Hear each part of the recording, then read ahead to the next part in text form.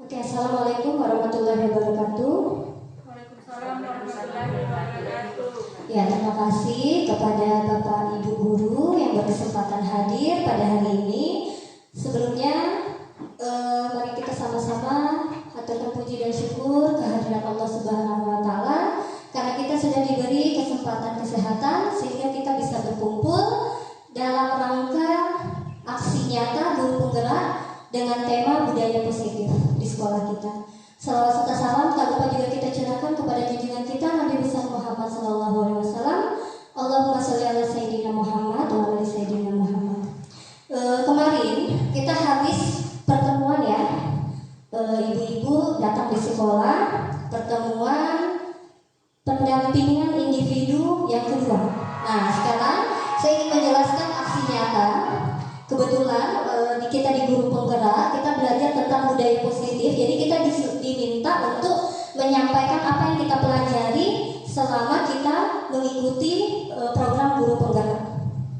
Ya, aksi nyata tentang diseminasi budaya positif. Sebelumnya saya minta maaf karena ini fokus kita tidak bisa dipakai. Kita sudah coba dengan segala cara, tapi tidak bisa dipakai. Jadi kelihatan ya lewat laptop ya, kelihatan. Ya, ini dia ibu fasilitator saya, Ibu Iis Rosdiani SPD MPD, dan ibu pengajar praktik Ibu Iniani SPD MPD. Nah, sebelum kita mempelajari budaya positif, ada baiknya juga kita tahu tentang filosofi Ki Hajar Dewantara. Karena program mengajar kita di Merdeka Mengajar itu berpusat pada pemikiran Ki Hajar Dewantara. Ya, jadi filosofi Ki Hajar Dewantara, nilai dan peran guru penggerak, visi guru penggerak, dan budaya positif. Nah, murid menurut Ki Hajar Dewantara, pendidik itu seperti ibarat kita menanam padi. Kalau kita menanam padi, kira-kira apa yang kita tuai? Apa yang kita dapat? Hasilnya. Kalau kita tanam padi, yang akan kita dapatkan juga hasilnya padi ya, beras. Tapi kalau kita tanam jagung, yang kita dapatkan jagung. Tidak mungkin kita tanam padi kita akan mendapatkan jagung ya, tidak mungkin.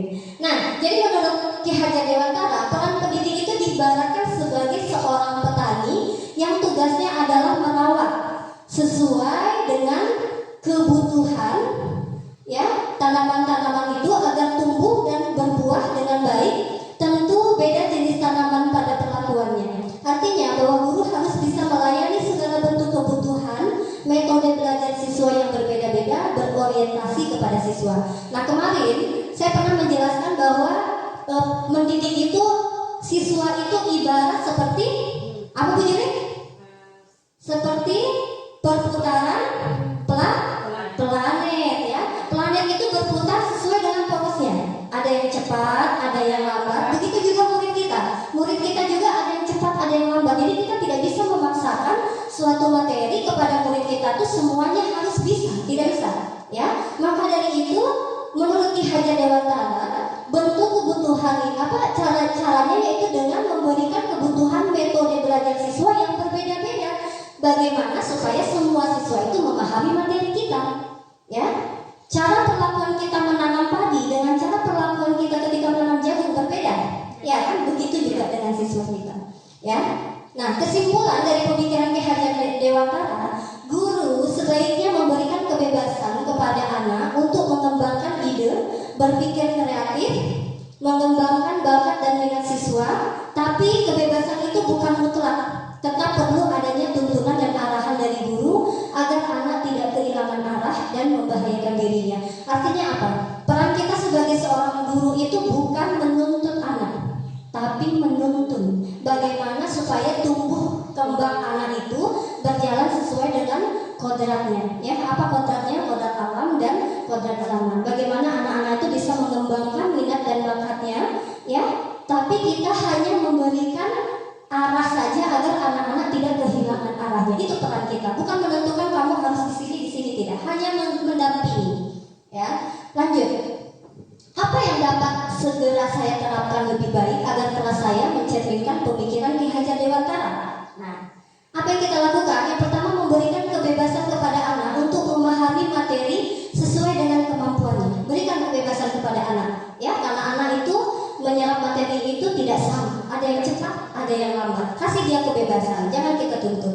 Yang kedua, tidak memaksakan kehendak kepada anak. Terkadang kita guru suka memaksakan kehendak ya. Kalau misalnya anak ribut, langsung kita paksa harus diam, ya. Kasih dia penjelasan kenapa dia harus diam. Jangan kita memaksakan kehendak kita. Nilai harus sekian, tugas harus selesai sekian. Tapi kita tidak memberikan penjelasan kepada anak apa manfaatnya atau gunanya ketika nilai kita tinggi atau tugas kita dilaksanakan tepat waktu. Lalu memberi teladan, menginspirasi dan memberi dorongan kepada anak-anak. Ya, kita sebagai guru harus bisa memberi teladan yang baik sebagai pemimpin pembelajaran di kelas. Mengajak anak untuk membuat peraturan dalam kelas. Bagaimana caranya? Dengan membuat kesepakatan kelas. Jadi sebelum masuk, kita minta anak-anak buat kesepakatan kelas. Apa yang mereka mau dari dia dan teman-temannya. Misalnya, Bu, saya mau semua kita tidak ribut, maka kita buat kesepakatan kelas kita. Jadi ketika kita masuk di dalam kelas, kalau ada anak-anak yang melanggar, tinggal kita bilang apa kesepakatan kelas kita kemarin. Kesepakatan kelas itu bukan dibuat oleh guru, tapi bersama-sama. Dengarkan apa pendapat dari siswa, itu yang kita jadikan kesepakatan. Lalu mendahulukan kepentingan, kebutuhan atau keinginan anak dan menciptakan pembelajaran yang inovatif dan menyenangkan. Bagaimana cara menciptakan pembelajaran yang inovatif?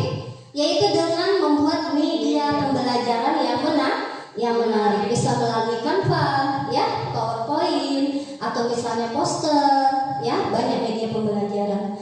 Atau misalnya tidak hanya belajar di dalam kelas, bisa juga kita belajar di luar kelas, ya. Nah, ini nilai-nilai yang harus dimiliki oleh guru. Ya, saya ambil dari nilai guru penggerak. Yang pertama, berpihak pada murid. Apa maksudnya berpihak pada murid? Kita mengutamakan kepentingan anak-anak. Kalau di sekolah, kepentingan anak-anak itu nomor satu. Ya, kalau bagaimana menciptakan pembelajaran yang nyaman, menyenangkan, anak-anak suka. Kalau kita berhasil menciptakan pembelajaran itu, maka kita sedang berpusat atau berpihak kepada murid. Yang kedua, kolaboratif. Apa itu? Kerjasama antara guru dan siswa, guru dan rekan guru, guru dan orang tua siswa, dan guru dengan orang tua siswa. Lalu mandiri. Nah, guru juga harus punya sifat mandiri, nilai mandiri. Apa itu mandiri? Salah satu orang yang mempunyai nilai mandiri, dia melakukan sesuatu itu tanpa perlu disuruh, atas kemauan sendiri, ya, mulai dari diri sendiri. Lalu reflektif. Apa itu reflektif? Introspeksi diri. Kita lihat. Jangan ketika kita keluar dari kelas langsung kita tutup saja, lalu kita keluar kelas. Apa yang harus kita lakukan? Tanya kepada anak-anak. Bagaimana tadi cara mengajar ibu? Apa yang kalian suka dari ibu? Apakah kalian paham tadi ketika ibu menjelaskan itu? Kita merefleksi diri kita. Lalu inovatif. Guru harus inovatif. Apa inovatif? Bisa menciptakan kegiatan yang menarik di sekolah, menciptakan media pembelajaran yang menarik di sekolah, ya, sehingga anak-anak tidak merasa bosan. Lalu berpihak pada murid. Apa maksudnya berpihak pada murid? Ya, yang pertama mengutamakan kepentingan murid dalam setiap kegiatan pembelajaran, seperti yang saya bilang tadi. Yang kedua, guru berperan sebagai fasilitator. Ingat, kita itu hanya sebagai fasilitator, ya, bukan kita sebagai penentu arah, bukan. Lalu yang ketiga, menciptakan pembelajaran student center. Apa itu student center? Semuanya berasal dari anak-anak, ya. Informasi apapun yang kita pelajari itu dari anak-anak. Kita hanya mengembangkan saja, ya. Selama ini kita mengajar seperti menyuap, ya. Kita suap saja anak-anak. Anak-anak cuma dengarkan saja apa yang kita bilang, paham tidak paham hantam saja, ya. Tapi tidak bisa begitu, ya. Itu namanya berpusat kepada guru, ya. Lalu membantu murid agar mandiri, kreatif dan berpikir kritis. Nah, gurunya juga harus punya sifat mandiri, kreatif dan berpikir kritis, baru anak-anaknya bisa, ya. Apa maksudnya kreatif? Ya, menciptakan sesuatu yang menarik, ya. Lalu apa maksudnya berpikir kritis? Bagaimana kita berpikir supaya kita menciptakan anak-anak itu bisa mengeluarkan pendapatnya, berpikir kritis. Membantu murid agar memiliki budi pekerti yang baik dengan cara budaya positif yang akan saya jelaskan. Nah, mandiri, apa saja komponen mandiri? Memiliki kepercayaan diri yang tinggi, yakin bahwa dirinya memiliki potensi. Lalu yang kedua, memiliki tanggung jawab. Yang ketiga, memiliki inovasi dan terbuka. Ya, yang keempat, guru yang menghargai waktu dan siap menerima perubahan. Itu dia mandiri. Lalu yang kelima, guru mampu mengupgrade diri. Apa maksudnya mengupgrade diri? Nah, dengan cara ikut program guru penggerak, ikut webinar, ikut aksinya tadi PMM, itu kita inisiatif untuk mengupgrade diri kita. Itu namanya kita sudah punya nilai mandiri. Ya. Reflektif. Apa itu reflektif? Guru yang mampu melihat kelebihan dan kekurangan dirinya. Kita introspeksi diri.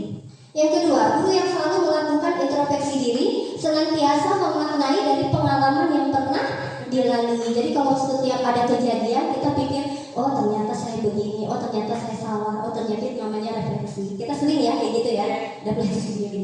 Guru yang memiliki daya saing yang tinggi, ketika melihat temannya berhasil, kita juga termotivasi untuk berhasil. Ketika temannya bisa menciptakan pembelajaran yang menarik, kita juga termotivasi. Itu guru yang mandiri. Guru yang menjadikan refleksi sebagai kebiasaan, ya. Inovatif, menimbulkan ide atau gagasan yang tepat guna. Lalu memiliki semangat dan pantang menyerah, jeli melihat peluang